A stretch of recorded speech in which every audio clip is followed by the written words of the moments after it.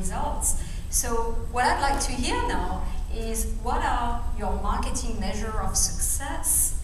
And I guess probably Leslie and Philip will have good answers to that. Yeah, we're in a little bit of a unique situation in that we, oddly enough, in marketing are not necessarily held completely accountable for sales, and it might be a bit of a shock horror. But in apparel retail, the merchants are held much more accountable for the sales line. That doesn't mean that I am at liberty to spend willy-nilly, of course, and we do want to measure the success in order to optimize our marketing mix. The other thing, so we do look at ROI, and there obviously digital affords a ton of opportunity to measure, adjust, and react. Of course, there's a lot of other things we can do, testing, obviously, control versus test.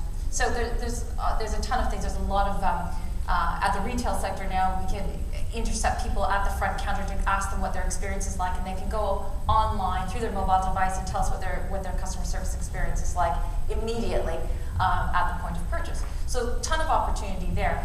But I think we also look at it. Jim, I was interested to hear his perspective on ROI.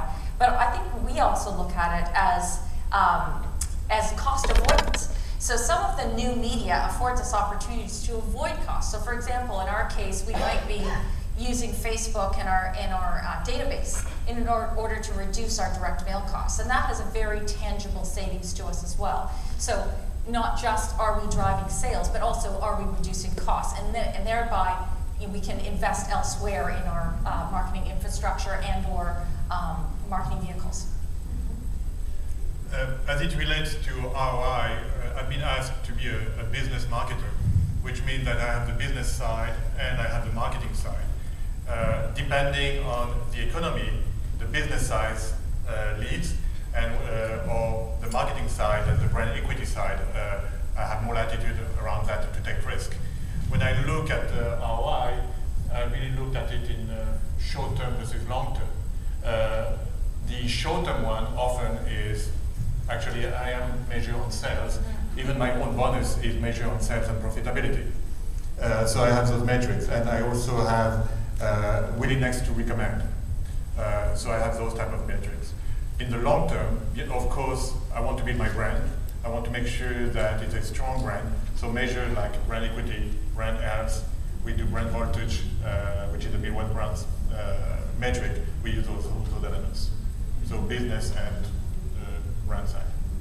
I really like your point about timeline, because a lot of the discussion around ROI does not talk about that at all. And the ROI discussion is really a sub-discussion around better business decision making.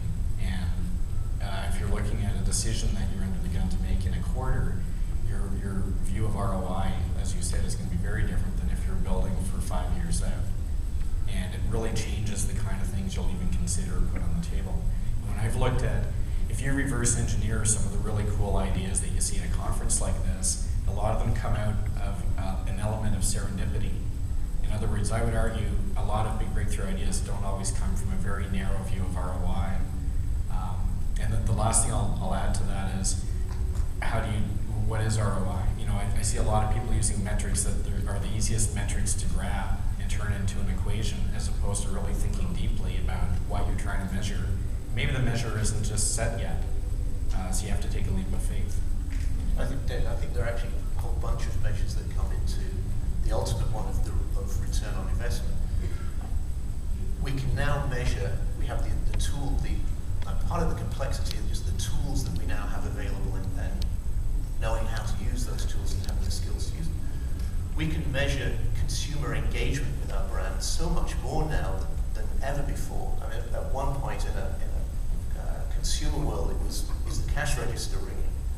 But now those levels of engagement are being measured in a sense at the first point of contact that a customer has with a brand, and what does that engagement lead to?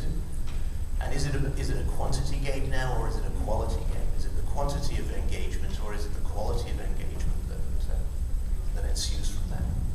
Yeah, and I will add to this that in the context of IBM, not only will we care about the return of what we do and what we spend, and what has changed in this dynamic work is that with the right type of tools and the right elements, we're able to know immediately if what we are spending money upon has an impact or not. Maybe not the return on investment in the sense of a sales, because this would be related only through the transaction, and it takes more than looking at your client at the transaction phase, which is when they buy, but also what they experience with the brand. So that's one thing we can look at. We can ensure that the search we might be using are effective or not. We can know how what we go out and our messaging is resonating or not. We can measure sentiments, and we do that. So these are things that we are paying a lot of attention to. But the other thing that we like doing is predictive analytics. So we measure before it happens, and we play a scenario, and we try to understand the what if, and we optimize our plans based on that. That's the other aspect of the ROI that you look at in advance in order to have a better management of your budget, of your spending, and a better prediction.